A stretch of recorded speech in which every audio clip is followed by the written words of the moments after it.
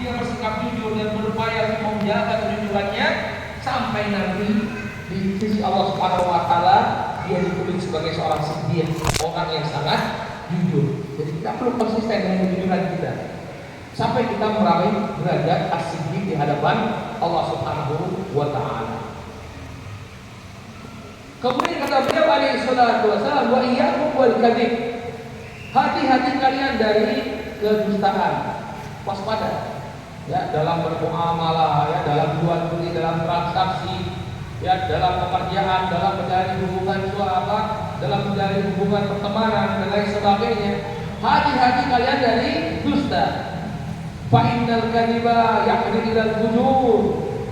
Ya karena sesungguhnya yang namanya dusta akan menggiring pada al-fujur, perbuatan dosa. Orang itu kalau sudah berbohong, ya takut kemenangan, takut ketahuan, dia akan melakukan dosa-dosa untuk menutupi kebohongannya. Ya, entah itu memanipulasi, entah itu dia melakukan kezaliman, ya, melakukan penekanan kepada orang-orang yang dikhawatirkan membongkar kedustaannya. Banyak kejahatan yang dilakukan, itu dusta, khawatir ketahuan, maka dia pun melakukan serangkaian perbuatan dosa. Wa innal fujura yahdi ilan nar. Dan yang namanya perbuatan dosa ini akan mengiring pada neraka dunia. Dusta itu akan berakhir pada neraka.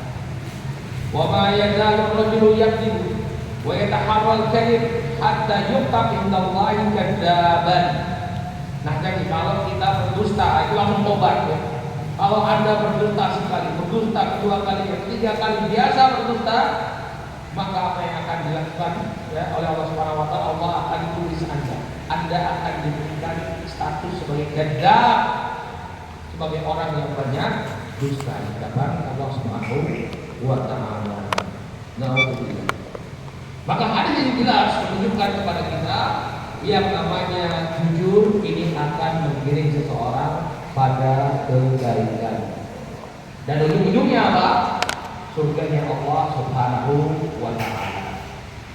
Sebaliknya kedustaan akan menggiring orang ya pada perbuatan dosa, dan perbuatan dosa akan membawanya kepada neraka Allah Subhanahu wa taala.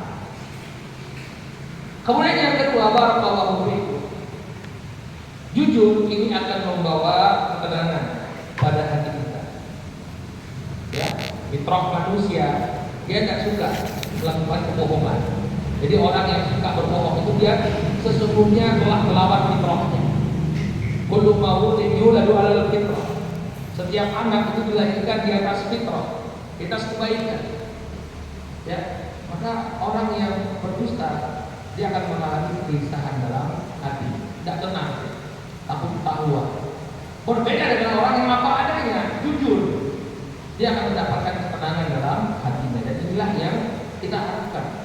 Yang namanya ketenangan hati kita sumber kebahagiaan, bukan harta yang banyak, harta yang melimpah, bukan, tapi hati yang tenang. Inilah yang merupakan kebahagiaan yang hakiki. Nabi SAW mengatakan, laisa ghina bi kathrati al-araq wa innamal ghina ghina'un nafs. Yang namanya kekayaan sejati itu bukan banyaknya harta, tapi jiwa yang bakal cukup. Ini menunjukkan bahwa kekayaan yang hakiki, kebahagiaan yang hakiki itu ada dalam hati kita. Ayo kita lihat kadang-kadang ada orang yang dia apa sih yang dia tidak punya segala-galanya. Dia punya rumah mewah, ya, harta melimpah, mobil mewah, segala-galanya dia punya, tapi nggak merasakan ketenangan. Apa yang dilakukan? Ya, cari ketenangan dengan mengkonsumsi narkoba. Banyak orang-orang yang kaya, terutama apabila mereka tidak punya bekal iman sama sekali, mereka berada di puncak kebahagiaan. Kalau orang lihat di pandangan-pandangan manusia, mereka berada di puncak kebahagiaan, kekayaan, ketenaran, segala sesuatu mereka punya. Tapi akhirnya mereka jatuh pada narkoba, mengkonsumsi narkoba untuk mendapatkan ketenangan.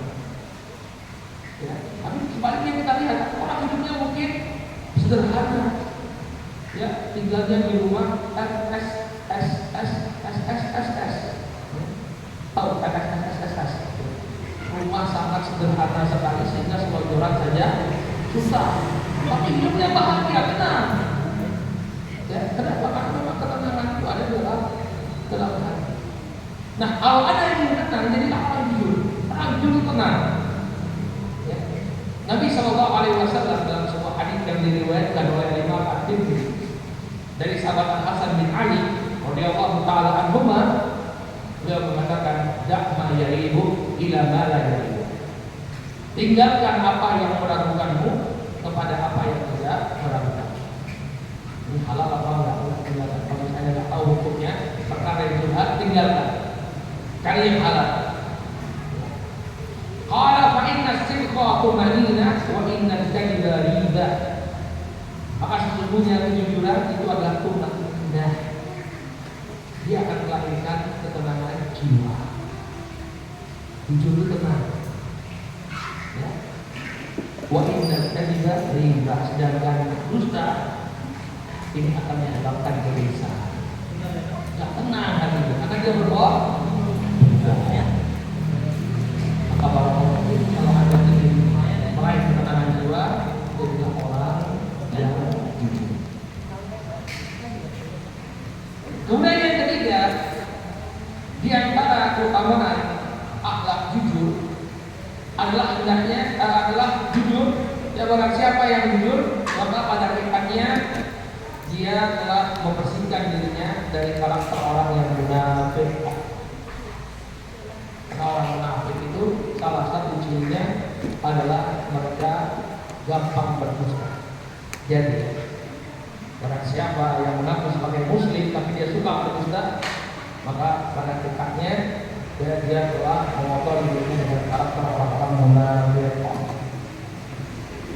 Dalam hadis yang diriwayatkan oleh Imam Al-Bukhari dan Muslim dari sahabat Abu Hurairah radhiyallahu taala anhu, Nabi SAW mengatakan ayatul munafiq adalah tanda orang munafik itu ada 3. Idza haddatsa kadzaba.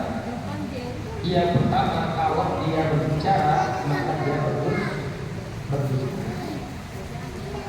Wa idza wa'ada akhlafa. Yang kedua, kalau dia berjanji dia menyelesaikan. Jadi jangan suka bikin janji. Itu kadang-kadang juga orang tua.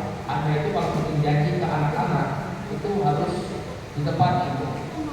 Jangan mudah bikin janji kepada anak kemudian dilanggar. Ini akan melatih mereka ya memberi contoh dulu kepada mereka. Bapak dan ibunya yang membuat mereka menjadi orang yang mudah ingkar janji. Wah, minta jajan ke sini, ya pekan ini ya, pekannya bapaknya mancing. Pekan bapaknya sepedaan, lupa kalau dia janji sama anaknya. Hati-hati. Kadang-kadang kita lah yang mendidik anak-anak kita itu ya dengan keburukan, memberi contoh yang tidak baik. Ucapan dan perbuatan kita berlawanan. Ya ayyuhalladzina amanu lima taquluna ma la taf'alun. Kabura maqtan indallah an taqulu ma la taf'alun. Dalam surat As-Saff itu Allah mengatakan, wahai orang-orang yang beriman, kenapa kalian mengatakan apa yang kalian tidak lakukan? Amat besar kemurkaan di sisi Allah, kalian mengucapkan apa yang kalian sendiri tidak lakukan. Ya, ngajarin anaknya jujur, ngajarin anaknya yang punya integritas, tapi dia sendiri tidak bisa jadi contoh. Kemudian yang ketiga, apabila dia diberi amanah, dia berkhianat.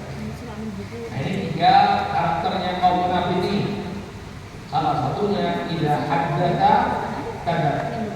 Kalau dia berbicara dia berdusta.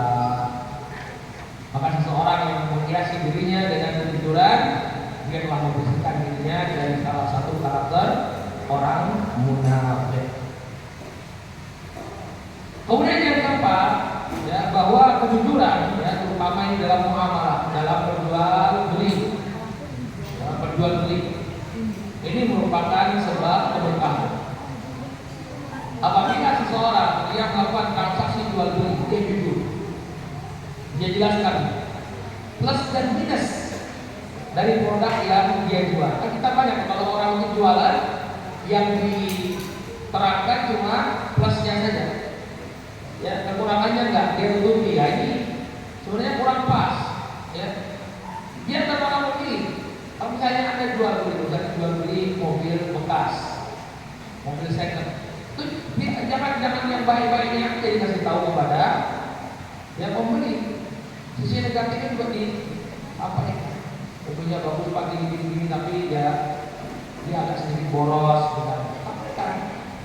Ya.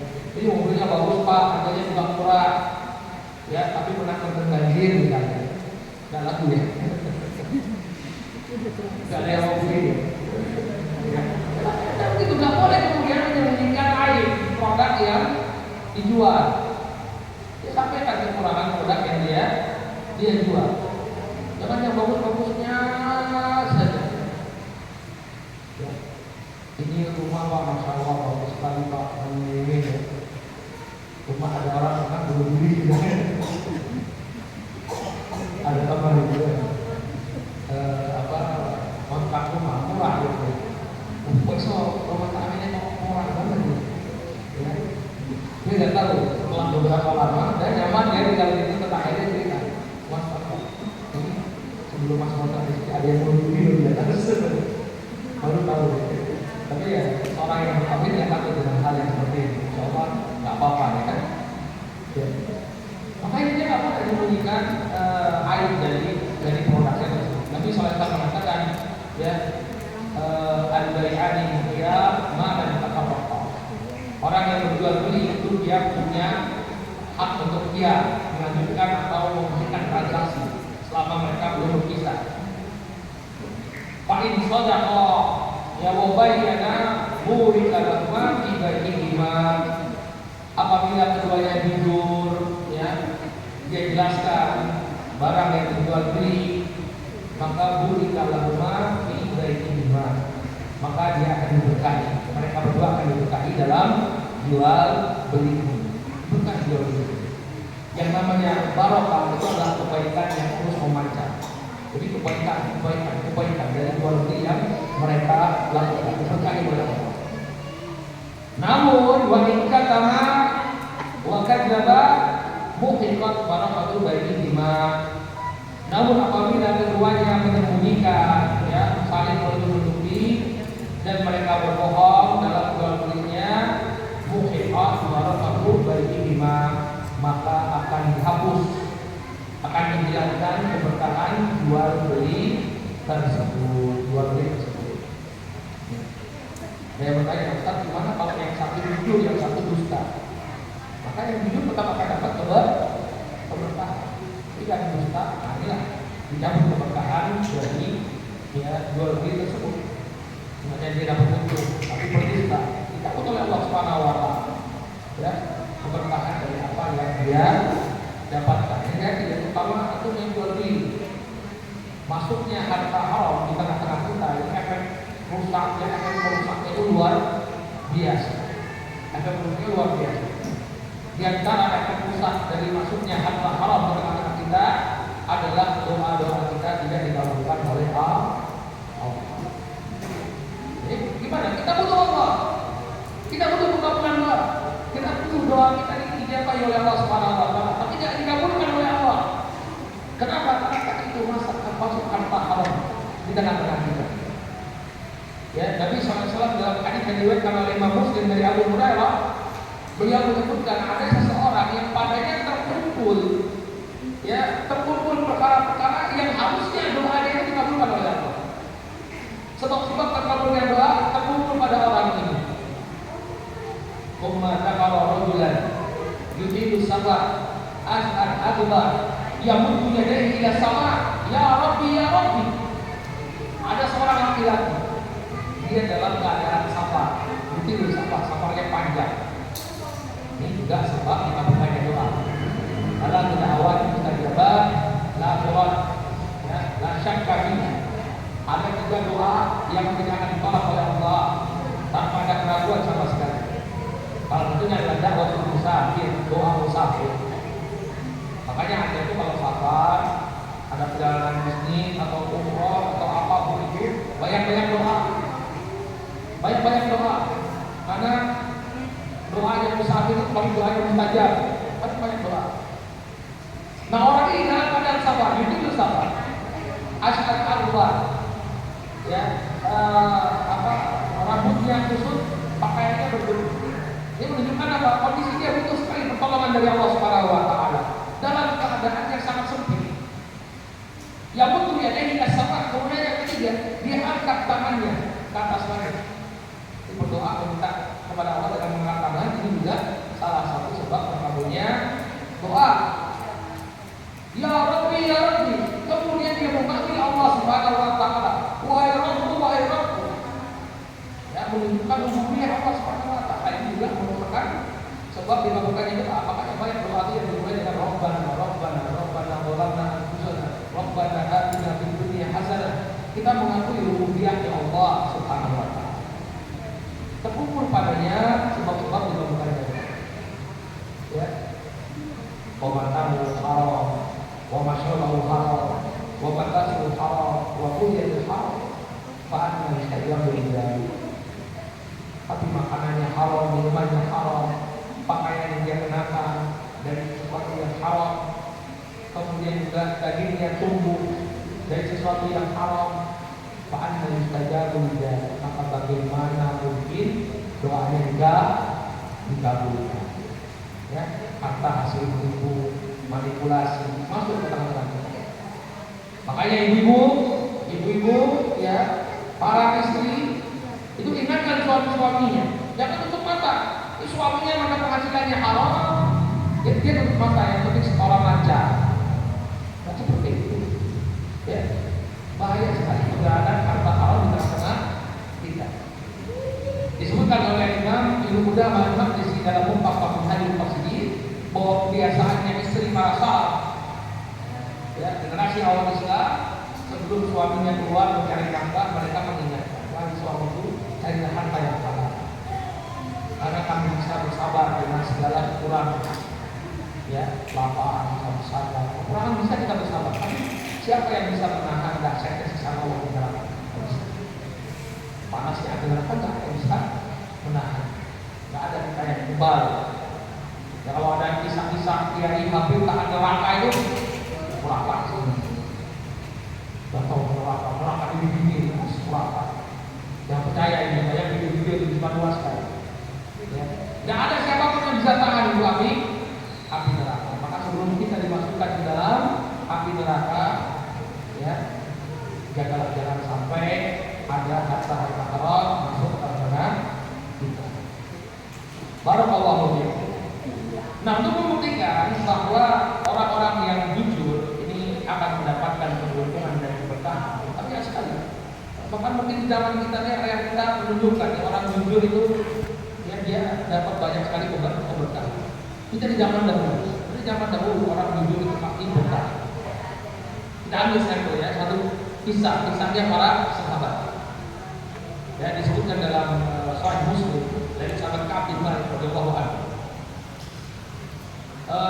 Nabi Shallallahu Alaihi Wasallam pernah memerintahkan para sahabat untuk berperang. Nama perangnya perang Tabuk. Perang Tabuk ini perang kaum muslimin melawan bangsa Romawi. Nabi mengirimkan juga pasukan yang sangat besar, kira-kira 30.000 orang. Semua yang dikerahkan, kaum muslimin dikerahkan. Yang tidak punya uzur dan tidak punya tugas lain itu diperintahkan oleh Nabi untuk ikut bergabung dengan pasukan kaum muslimin menuju Tabuk. Nah, ketika itu ada 3 orang sahabat, Ka'ab bin Malik, Hilal bin Umayyah, dan Murarah bin Rabi'. Mereka tidak ikut perang tanpa adanya uzur yang syar'i, bukan karena sakit, bukan karena tidak punya bekal, tidak bisa berangkat.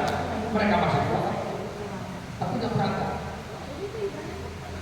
Ya, pasukan Rasulullah sudah berangkat, mereka tetap tinggal di kota Madinah.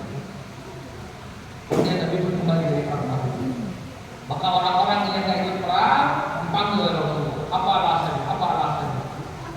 Kaum munafikin mereka biasa dengan berdusta. Tidak haddatha kadzdzaba. Kalau mereka berbicara, mereka berdusta. Menyampaikan 1001 alasan di hadapan Nabi alaihi salatu wassalam. Ya, Nabi nggak bisa berperang, harus punya udur ini, punya udur itu, punya udur ini, punya udur itu. Tapi 3 orang ini orang jujur, ngaku salah mereka di hadapan Nabi. Nabi nggak punya udur, wahai Rasulullah. Nabi nggak punya udur, wahai Rasulullah. Makanya Nabi mengatakan fa'am ada asal. Ya, maka kata Nabi SAW, ada pun orang-orang ini, mereka ini orang-orang jujur, kata Nabi. Orang-orang jujur, nggak aku salah, nggak ikut perang. Lalu apa yang terjadi? Apakah langsung turun keberkahan dari atas langit? Nah, Nabi hukum mereka. Nah, makanya ya, kejujuran itu pasti ada konsekuensinya, tapi pasti happy ending. Jadi Anda kalau jujur kemudian mengalami goncangan, mengalami ujian, sabar. Ya, ini ujian dari Allah. Benar apa enggak kita jujur? Mereka diboikot oleh Nabi SAW. Gak boleh diajak bicara, gak dikasih salam. Bahkan istri-istri mereka diperintahkan oleh Nabi untuk meninggalkan mereka. Cuma Hilal bin Umayyah minta udur kepada Nabi, istrinya minta udur. Hilal ini gak bisa hidup kalau gak ada istrinya. Banyak kebutuhan dia itu ya harus dilayani oleh sang istri, maka diberikan ini. Kaab masih muda. Istrinya sudah. Kaab bertanya, apakah saya ceraikan oleh Rasulullah? Enggak. Cuma disuruh pisah dulu kembali ke rumah orang tua. Tentu bayangkan konsekuensi dari kejujuran di boykot. Sampai kemudian kami lagi cerita di tengah-tengah memboykotan, beliau dapat ujian, dan ujiannya sangat dahsyat. Dalam keadaan beliau ketemu sama teman-temannya berjauh dua muka, karena dia dalam keadaan diboykot. Kemudian ketika itu tiba-tiba ada orang yang bertanya pertama ini, mana yang namanya aku dimana? Maka orang yang itu aku. Akhirnya mereka menggunakan kami Malik dan mereka membawa surat yang berasal dari Malik Besar. Besar itu adalah suku Arab yang besar. Mereka tinggal di negeri Syam, ya, dan mereka beragama Nasrani dan menjadi sekutunya bangsa Romawi. Kalau antum baca sekolah Al-Fatihah ada Bani Gosan, mereka orang Arab, tapi orang Arab beragama Nasrani. Jangan dikira orang Arab itu semuanya Islam, ya. Ini kadang-kadang orang Arab mau ngadu kalung salib, ya. Sampai sekarang itu orang Arab yang beragama Nasrani itu banyak. Dulu ada pemain bola, bukan untuk menunjukkan kalau ada orang Arab itu yang beragama Nasrani, namanya Gabriel Omar Batistuta, namanya Omar. Ya, itu pemain bola Argentina. Dulu mainnya di AS zaman Liga Italia. Gabriel Omar, namanya Omar. Gabriel itu Jibril. Dia asal muasalnya dari Suriah atau dari Lebanon. Simbah-simbahnya dari sana. Dia orang tapi agamanya apa? Nasrani. Bani Gosan juga sama, Nasrani. Apa hubungannya dengan Malik? Dengan Kaab bin Malik? Mereka rajanya kirim surat. Wahai Kaab, kami mengetahui kabar bahwa sahabat-sahabat telah menjauhi, maka bergabunglah bersama kami. Aku siapa lagi? Sudah berbuat sama teman-temannya dan tawaran menarik dari orang-orang kafir. Tapi kafir mereka apa yang dia lakukan? Dia langsung suratnya langsung dia remas, langsung dia masukkan ke tubuh api. Jangan sampai menyokol di dalam hati. Hari pertama mungkin masih kuat, nanti begitu keluar rumah diboykot oleh teman-temannya ragu, bukan lagi suratnya akhirnya tertarik. Jangan lupa. Sampai kemudian setelah 50 hari mengalami pemboikotan, turunlah firman Allah Subhanahu wa Ta'ala yang mengkabarkan bahwa taubat mereka bertiga telah diterima oleh Allah Subhanahu wa Ta'ala. 50 hari. Turun firman Allah dalam surat At-Taubah ayat 118. Wa ala thalathati alladziina khulifu wa ala thalathati alladziina khulifu hatta idza daqat 'alaihim al-ardu bima rahabat wa daqat 'alaihim anfusuhum wa dhannu anna la malja'a min Allah illa ilaih. Dan kepada 3 orang yang tertinggal dalam medan pertempuran sehingga bumi ini menjadi sempit bagi mereka. Demikian juga jiwa-jiwa pun mereka sempit. Ya, jiwa-jiwa mereka merasakan kesempitan dan mereka telah mengira bahwa tidak ada tempat kembali untuk berlindung dari sisi Allah kecuali dengan bertaubat kepada Allah. Tsumma taba alaihim. Kemudian Allah pun menerima taubat mereka. Di dalam Al-Quran dan dibaca oleh kaum muslimin sampai hari ini, kisah diterimanya taubat 3 sahabat, Ka'ab bin Malik, Hilal bin Umayyah, dan Murarah bin Al-Qur'an terekam dalam Al-Quran. Maka orang-orang pun bingung. Ini kisah menunjukkan kepada kita kalau ada konsisten dan kejujuran pasti barokah. Taubat Anda diterima oleh Allah dan Allah berkata pemulihan Anda di dalam Al-Quran. Ka'ab bin Malik, Murarah bin Al-Qur'an, dan Hilal bin Umayyah, mereka telah mendapatkan 2 dari 9 mereka. Berbeda dengan kaum munafikin. Innal munafiqina fi darkil asfali minan nar. Yang namanya munafik, mereka berada di lapis terbawah dari neraka. Sementara 3 orang yang jujur Allah muliakan mereka. Allah sebutkan tsumma taba alaihim. Allah Subhanahu wa taala menerima taubat mereka. Maka jangan ragu untuk menjadi orang yang jujur. Keberkahan akan tidak dapat. Kemudian kisah yang kedua, kisah wanita penjual susu. Ada yang sudah mengenalnya ya. Disebutkan dalam Tarikh Dimashq oleh Imam Ibnu Asakir rahimahullah taala. Ya. Dari Aslam maulanya Umar. Jadi Aslam itu pengawalnya Umar bin Khattab. Umar bin Khattab ini punya kebiasaan berkeliling kota Madinah untuk melihat kondisi rakyat beliau. Kalau bahasa kita belusuan. Jadi belusuan itu ada salah, ya. Tapi saya tenanan bukan pencitraan. Saya tenanan beneran belusuan untuk mengetahui bagaimana kondisi rakyat. Maka kata Aslam ini, baina ma'ana ma'a Umar bin Khattab. Ketika itu aku bersama dengan Umar bin Khattab, kami keliling kota Madinah. Kemudian kami pun beristirahat, kata Aslam. Kami pun beristirahat di sebuah dinding yang bersandar kepada sebuah dinding, jadi sebuah rumah. Nah, kemudian qadarullah saat mereka beristirahat terdengar dialog antara seorang ibu dengan seorang anak gadis. Ternyata keluarga ini, keluarga yang miskin, pekerjaannya adalah menjual susu. Itu ada yang jualan susu. Jadi jual susu. Nah, kemudian sang ibu mengatakan kepada anak, baik itu tambahkan air di susu yang kau jual, agar volumenya makin banyak, tentunya makin banyak. Ternyata anak perempuan ini seorang anak perempuan yang jujur. Wah, itu sesungguhnya Umar telah mengeluarkan aturan kalau jual susu harus penting, nggak boleh dicampur dengan air. Maka apa kata ibunya? Umar nggak ada di sini.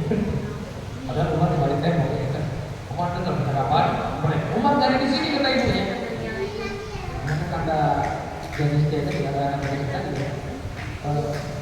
Gak mungkin saya berbohong di hadapan Umar, di hadapan Umar, demikian juga di belakang Umar, kemudian saya mengkhianati. Jadi jujur nih, pada Umar yang membolehkan jual susu, ya, yang dicampur air, maka jual susu. Masya Allah, mendengar perempuan tadi, anak perempuan tadi dengan kejujurannya, apa yang dilakukan Umar langsung pulang, dikumpulkan semua anak yang laki-laki. Ya, ditemukan semua anaknya yang laki-laki. Kemudian beliau mengatakan, hal fikum man yahtaju ila imra'atin tuzawwijuhu. Siapa di antara kalian yang punya nikah? Segera aku nikahkan dia. Ditanya di anaknya yang laki-laki. Walau kana ya bi abikum harakat ila nisa ma sabaru minhum ahadun illa hadhihi al-mar'ah. Kalau saja bapak kalian ini masih kuat, kata Umar, mungkin Umar waktu sudah tua. Kalau saja bapak kalian itu masih kuat, bapakmu yang akan melamar perempuan ini. Tapi mungkin Umar sudah tua, sadar diri. Ya, jadi buat anaknya itu. Ya. Kalau saja bapakmu itu masih punya harokah, artinya masih punya syahwat, ya, maka aku akan menikahkan. Aku akan menikah dengan wanita ini. Tapi karena beliau sudah tua, silakan anak. Maka kemudian satu-satu di antara mereka menyampaikan Allah punya istri, ya. Ulama juga punya istri, ya. Kemudian Asim bin Umar, anaknya Umar ada yang namanya Asim mengatakan kepadanya, ya abata la zawjata li hadzawijni. Buat bapak aku masih muda, nikahkan. Maka kemudian Umar pun datang kembali ke rumah tersebut untuk melamar sang gadis, lalu menikahkan dengan putranya yang bernama Asim. Maka naiklah derajat wanita tadi yang sebelumnya dia adalah seorang penjual susu menjadi istri putra dari Khalifah Amirul Mukminin Umar bin Khattab radhiyallahu taala anhu. Keberkahannya enggak berhenti sampai di situ. Setelah dia naik statusnya menjadi menantu Khalifah, dari pernikahan Asim dan wanita penjual susu tadi, bukan ibunya ya, tapi yang anak gadisnya yang sama. Yang juga anak gadisnya. Dari pernikahannya Asim dengan anak gadis tadi yang penjual susu, lahirlah seorang anak wanita. Maka Imam Nawawi sebagai sohwah, ya, anak wanita ini kemudian dinikahi oleh Abdul Aziz bin Marwan, putra dari Khalifah Bani Umayyah Marwan bin Al-Hakam. Jadi Marwan bin Al-Hakam punya anak namanya Abdul Aziz bin Marwan. Lalu Abdul Aziz bin Marwan dinikahkan dengan putranya si wanita penjual susu dengan Asim bin Umar. Ya. Kemudian dari pernikahan ini lahirlah seorang anak yang berbaik. Ya. Seorang anak yang di kemudian hari menjadi khalifah yang sangat adil. Khalifah yang kata ulama, sebagian ulama mengatakan kalau ulama Rasul itu boleh 5 orang, maka dia akan menjadi khalifah yang kelima. Siapa anak ini? Umar bin Abdul Aziz. Jadi mbah putrinya Umar itu dari sebelah ibunya itu adalah seorang wanita penjual susu yang jujur. Ini jadi menunjukkan kepada kita bahwa kejujuran akan menjadi pada keberkahan. Nah, kisah yang ketiga ya disebutkan dalam Sejarah Ad-Dahab karya Ibnu Himar Al-Hamdani, ya, kisah bapak dari ulama besar Abdullah bin Umar. Ini kisah sering saya sampaikan kepada para jomblo, ya. Kalau anda itu ingin mendapatkan jodoh yang baik, jadilah orang yang baik. Kalau ingin mendapatkan pasangan yang soleh-solehah, jadilah orang yang soleh.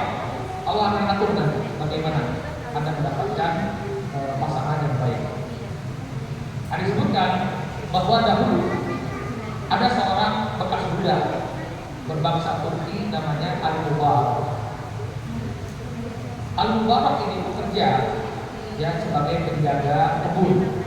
Ada orang kaya punya kebun. Lalu Al-Mubarak ini dipekerjakan sebagai penjaga kebun, sebagai satpam. Maka setelah beberapa bulan dia bekerja sebagai penjaga kebun tersebut, datanglah majikannya. Lalu dipanggil, "Hei Mubarak, tolong kau ambilkan buah delima yang manis. Rumah, tolong ambilkan buah delima yang manis." Majikannya pengen makan buah delima. Diambil oleh Mubarak buah delima, digunakan di hadapan majikannya. Lalu dicicipi oleh majikannya, ternyata hamil, masak delimanya. Mubarak, ini masak ini. Ambil lagi, coba lagi tadi. Diambil lagi oleh Mubarak delima, lalu dihidangkan lagi ke hadapan majikannya. Ya. Kemudian dicicipi lagi, ternyata asam. Ini asam ini oleh Mubarak, cari lagi. ketiga kali ya ternyata masih saja ya Mubarak mengingatkan buah delima yang asam. Sampai kemudian marah sekali kepada Al-Mubarak. Bagaimana? Sudah berapa lama kamu bekerja di sini? Saya sudah kerja di sini bulanan. Ashur kata Mubarak. Kamu kerja di sini bulanan sampai sekarang nggak bisa bedakan mana delima yang manis, mana delima yang asam. Maka apa kata Mubarak? Bukankah saya dikontrak sebagai satpam? Saya tidak pernah dapat izin untuk mencicipi buah delima. Jadi selama kerja di sana itu nggak sekalipun Mubarak mencicipi buah. Karena dalam kontrak kerjanya nggak ada yang namanya mencicipi buah itu kan cuma satpam. Dia jadi satpam, jaga saja. Nggak ada kemudian di SOP-nya boleh mencicipi buah delima. Maka apa yang dia lakukan? Tidak sama sekali. Itu cuma jaga saja. Maka terkesanlah sang majikan, ya. Terkesanlah sang majikan. Kemudian ditawarkan. Dia punya seorang anak perempuan yang dikenal dengan kecantikan dan kepakian. Ingat, anak perempuannya ini seorang alim, seorang wanita yang berilmu. Makanya anaknya Abdullah bin Mubarak, ibunya Masya Allah. Makanya Abdullah bin Mubarak itu kalau Anda baca biografinya, itu kalau berangkat haji, itu semua orang yang dalam rombongannya itu yang menjadi Abdullah bin Mubarak. Sugih, dia kaya. Padahal bapaknya seorang bekas budak. Dari mana? Dari ibu. Ibunya anak kapal, kaya lagi. Bapaknya bekas budak jadi satpam. Jadi mungkin ada teori, benar juga teori yang mengatakan kalau kecerdasan itu dari ibu. Makanya cari istri yang pintar, cari istri yang cerdas. Kalau ingin punya anak yang cerdas. Dan kita kan suka dengan apa yang namanya kecantikan. Cari istri yang cerdas. Kalau cantik dan cerdas ada bagus. Maka kata-kata Mubarak, Ahmad Jahiliyah kan yuzawijuna lil hasad. Dulu masyarakat jahiliyah mereka menikahi anak-anak mereka itu karena kedudukan. Pengen dapat kedudukan. Wan Nasara lil jama' wal Yahud lil mal. Ada orang-orang Yahudi dan Mubarak, mereka menikahkan anak-anak mereka tujuannya harta. Itu begitu. Hijau matanya. Bagaimana caranya agar bisa kaya? Anaknya dinikahkan dengan orang yang kaya. Wan Nasara lil jama'. Ada orang-orang Nasara, mereka menikahkan anak-anak mereka untuk kecantikan, ya, untuk kegantengan, untuk penampilan. Ya, makanya mereka sangat fokus pada bentuk fisik. Ini orang Nasara. Kalau Yahudi duit. Gimana dia bisa punya duit yang banyak? Kalau jahiliyah kedudukan, mereka haus akan kedudukan.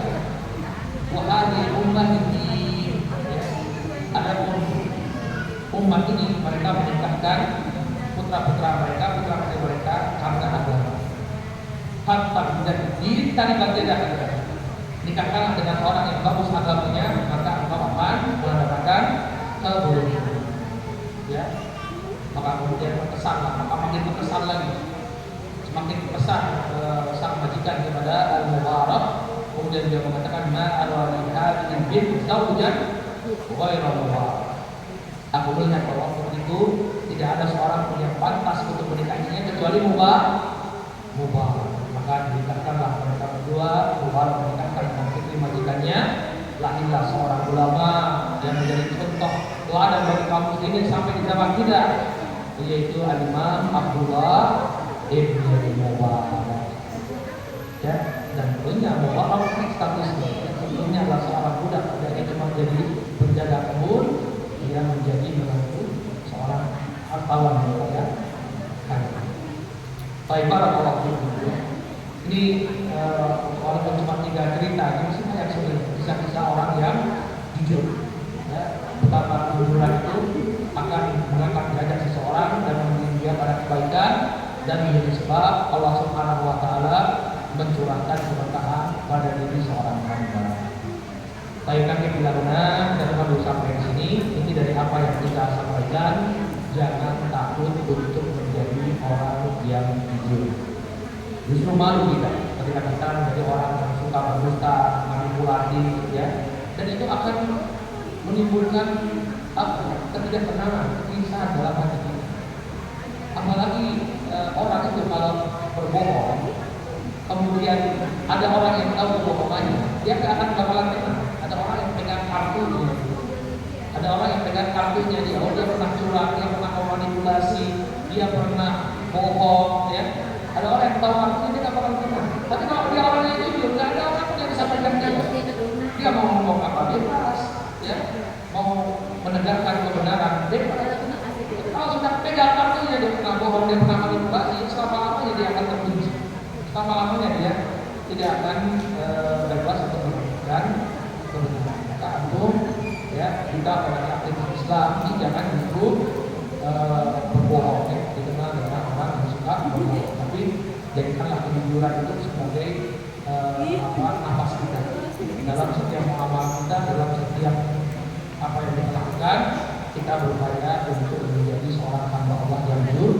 Mudah-mudahan dengan kejujuran ini Allah curahkan berkahan kepada kita, dan sebagaimana yang diajarkan oleh Nabi SAW, wa innal birra yahdi ilal jannah, yang namanya kebaikan itu akan membimbing seseorang kepada surga. Mudah-mudahan kita semua dipermudah oleh Allah untuk menjadi hamba yang jujur, dan Allah masukkan kita semua ke dalam surga. Wallahu ta'ala a'lam bishawab. Mungkin sampai sini kami sampaikan. Jazakallahu khairan sebagai sampaikan. Mungkin dari jamaah sini ada pertanyaan yang kita bisa sampaikan secara langsung atau bisa dari atas. Oh gitu. Waalaikumsalam warahmatullahi wabarakatuh.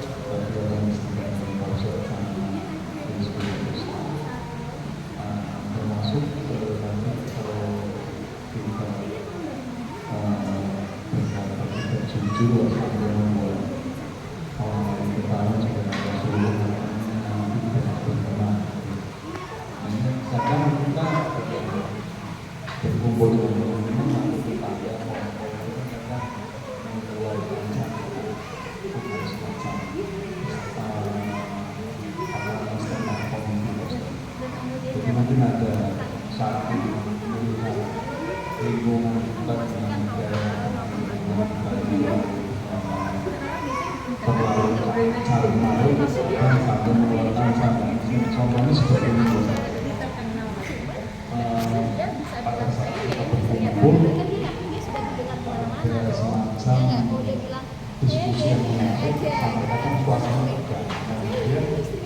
Kemudian terlihat jokes bahwa salah satu teman itu menyatakan bahwa ini apa namanya perang antara Israel dan Hamas itu akan terjadi kalau pasangan Israel menyatakan bahwa Jokowi sudah menunjukkan ijazah aslinya, otomatis kan teman-teman pada tertawa terus. Nah, seperti ini apakah termasuknya kategori candaan yang tidak diperbolehkan? Terima kasih. Assalamualaikum warahmatullahi wabarakatuh. Waalaikumsalam. Ya, Netanyahu akan menghentikan perang kalau Jokowi menunjukkan ijazah aslinya. Ya, termasuk ucapan yang kalau dusta kan sesuatu yang belum terjadi. Kalau dia memastikan ya dusta. Apa hubungannya Netanyahu sama ijazah? Aksan dihindari ya seperti ini. Kita nggak bicara masalah ijazahnya asli apa palsu, itu urusannya mereka lah. Tapi kita bicara masalah statementnya beliau itu, apa hubungannya? Mungkin nggak tahu sama sekali Netanyahu sama urusan ijazah itu. Allah Ta'ala saya memandang seperti itu aksannya dihindari. Kalau dia mengatakan bisa jadi atau mungkin, nah itu kan belum terjadi, jadi tidak bisa. Jadi yang namanya pendustaan itu disebutkan oleh Syekh Muhammad bin Shalih Al-Utsaimin, ya, yang namanya itu mutabaqatul khabar lil waqi'. Mutabaqatul khabar artinya kesesuaian apa yang diucapkan dengan realita. Itu yang namanya jujur. Kalau tidak sesuai dengan realita berarti kadzib, menyampaikan sesuatu yang tidak sesuai dengan realita. Misalnya seseorang mengatakan hari ini adalah hari Senin, itu dusta. Kenapa? Realitanya hari ini adalah hari Selasa. Tapi kalau misalnya dia mengatakan bisa jadi Netanyahu untuk menyelesaikan peperangan, kalau dia lihat ijazah anti Jokowi, ini suatu kalimat yang bukan khobar ya, karena dia bisa jadi kemungkinan. Jadi belum sesuatu yang belum terjadi. Jadi yang namanya realita, namanya pernyataan itu sesuatu yang menyelisih realita yang terjadi. Kalau ini kan dia mengangkat masih kemungkinan, bisa jadi nanti. Kalau misalnya dikatakan bisa jadi nanti Netanyahu menyelesaikan menghentikan perang kalau Jokowi menunjukkan ijazah aslinya. Nah, kalau ini suatu kalimat yang tidak bisa dihubungi dengan dusta dan jujur. Kenapa? Karena sesuatu yang belum terjadi. Tapi kalau dia mengatakan perang Israel berhenti karena ijazah ditampakkan, nah ini dusta. Kenapa? Karena bukan itu sebabnya perangnya diberhentikan. Itu jadi dawabitnya itu. Yang namanya dusta itu adalah menyelisih wakil, menyelisih realita. Realitanya A, tapi dia bilang B. Nah itu namanya dusta. Tapi kalau misalnya barangkali nanti atau bisa jadi nanti, ya ataukah itu dalam bentuk statement ya, apakah perang akan berhenti apabila ijazah ditampilkan? Nah ini kalimat-kalimat yang seperti ini tidak bisa dimengerti sebagai dusta dan jujur karena dia pertanyaan. Tapi kalau misalnya memastikan perang itu berhenti, sekarang kan perang berhenti, ada kejadian gencatan senjata. Terjadi gencatan senjata karena sebulan melakukan apa? Saya lihat. Kalau memang itu ada sebab akibat yang benar, maka itu benar. Kalau tidak ada hubungan, maka itu sebuah kedustaan. Gara-gara saya isi Nurul Asri, perang Israel selesai. Nah itu dusta. Kenapa? Gak ada hubungannya sama sekali. Tapi karena dipaksa oleh banyak negara, akhirnya Israel menghentikan serangannya. Itu fakta, itu benar. Ya. Maka itu faedahnya, dawamitnya. Sesuatu hal yang dikabarkan yang diucapkan sesuai dengan realita itu jujur.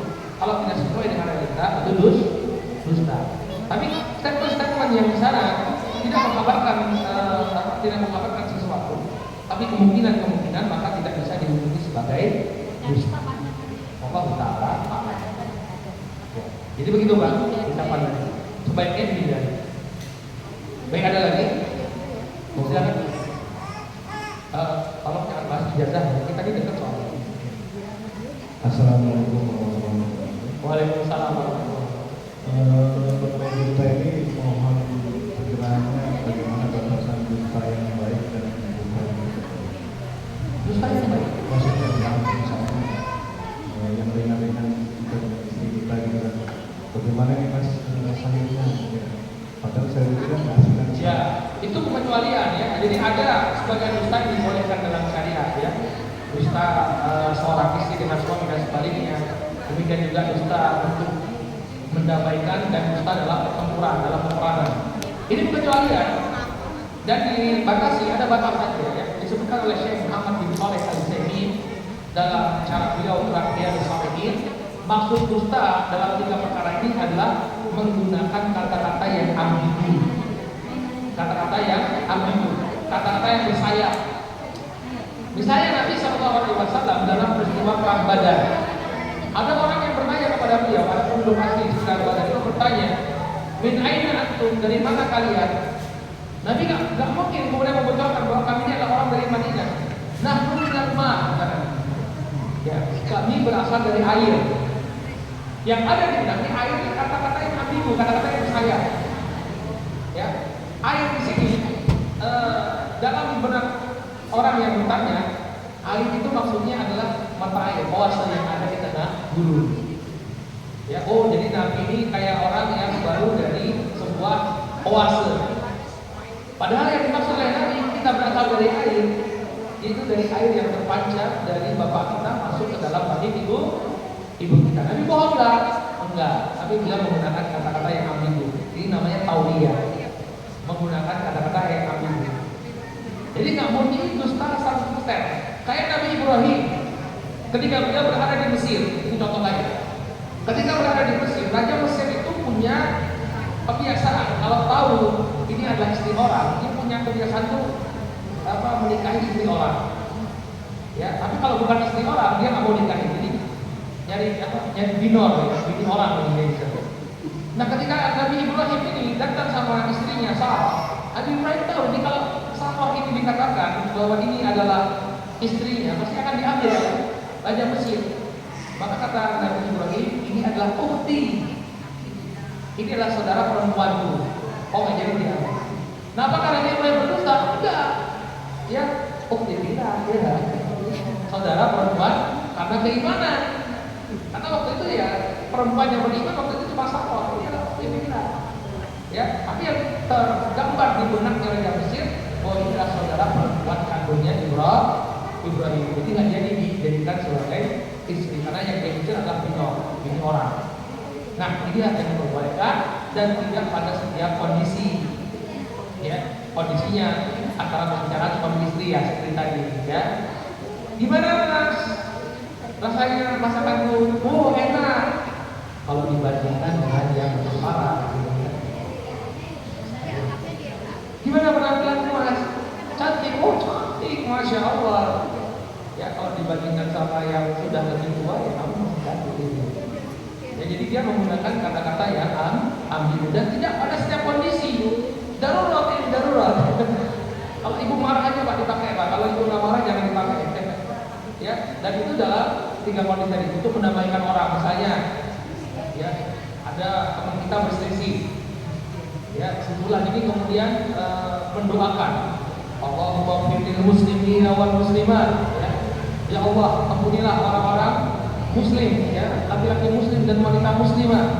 Lalu kita sampaikan kepada teman, sebulan itu doain kamu loh, iya itu kamu. Kenapa? Dalam hati kita kan dia kan temannya seorang muslim, ya enggak? Benar enggak? Dusta enggak? Enggak dusta kan? Karena temannya tadi mendoakan, ya Allah ampunilah muslim dan muslimah, dan temannya tadi yang sedang muslim juga termasuk dari kalangan kaum muslim. Nah seperti itulah kebohongan yang diperbolehkan ya dalam bentuk tauyah. Apa itu tauyah? Menggunakan kata-kata yang ambigu yang memiliki beberapa tafsiran. Ya, jadi dia tidak 100% berbohong. Paham? Mau dicoba? Ya, nanti istrinya ikut kajian ya, istrinya wah, bener apa enggak? Jangan-jangan tauyah istri jadi ragu. Bener apa jujur apa enggak ini soalnya? Jadi itu dipakai darurat saja ya, tidak dipakai dalam setiap kondisi. Baik, ada lagi yang ditanyakan, silakan. Apa cukup? Satu lagi. Ada yang baik.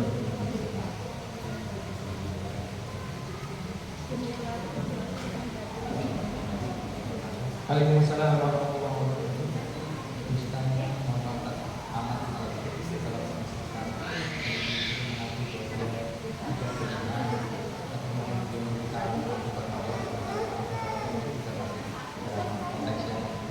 Diperbolehkan dalam kondisi darurat. Ya, jadi kalau kita dalam keadaan kalau kita tidak berbohong seperti itu, ya, sebenarnya bukan berbohong ya. Jadi konteksnya apa biasa? Itu diperintahkan untuk mengucapkan kata kufur. Dia mengucapkan kata kufur bukan dusta, dia mengucapkan kata kufur, tapi di dalam hatinya tetap tenang dalam keimanan. Ya, illa man ukriha wa qalbuhu mutmainnun bil iman. Kecuali orang-orang yang dipaksa dalam keadaan hatinya tetap dalam keimanan. Ucapkan kata kufur, ya kata-kata kufur dia ucapkan, ya. Tapi apa? Hatinya tetap beriman. Makanya kata para ulama juga termasuk bolehnya seseorang itu berdusta ketika nyawanya terancam. Ini juga kondisi yang boleh seseorang berdusta. Ya. Ini saya dapatkan faedahnya dari Syekh Mustafa Adibullah dalam syarah beliau terhadap Riyadhus Shalihin. Dia mengatakan ketika kondisi seseorang terancam nyawanya dia boleh berdusta. Makanya sebagian para ulama di masanya Imam Ahmad mereka dipaksa untuk mengatakan Al-Quran itu makhluk ciptaan Allah, bukan kalam Allah. Maka apa yang mereka lakukan? Kalau Imam Ahmad kan masya Allah betul ya, ngomong Al-Quran kalam Allah bukan makhluk. Beliau dicambuk, disiksa, tetap mengatakan hal tersebut. Sebagian ulama nggak tahan, mereka mengatakan seperti ini. Al-Quran, Taurat, Injil, ya Zabur, ini semua adalah makhluk. Al-Quran, Taurat, Injil, Zabur, ini semua adalah makhluk. Oke, dan jadi disiksa oleh tentaranya al-makhluk. Maksud mereka apa? Mereka bukan mengiyakan bahwa Al-Quran itu makhluk, tapi apa? Jari jemari itu loh maksudnya. Al-Quran, Injil, Taurat, Zabur, ini semua adalah makhluk. Ini semua apa maksudnya? Jari-jari. Ya. Maka dalam kondisi yang seperti ini diperbolehkan seseorang melakukan dusta, apalagi dalam bentuk tauriyah, menggunakan kata-kata yang ambi. Baik. Tapi itu darurat ya, dalam keadaan darurat. Jangan jadi kebiasaan, karena para ulama mengatakan atau dia akhul kadhib. Yang namanya tauriyah menggunakan kata-kata ambigu ini merupakan saudaranya kedustaan, mirip dengan kedustaan. Kalau terlalu sering, maka ini pun akan digolongkan sebagai karakter atau akhlak yang buruk. Orang akan bingung menilai kita, jangan-jangan si fulan ini sedang bertahun. Baik, saya depan dulu sampai sini, mudah-mudahan bermanfaat. Silakan.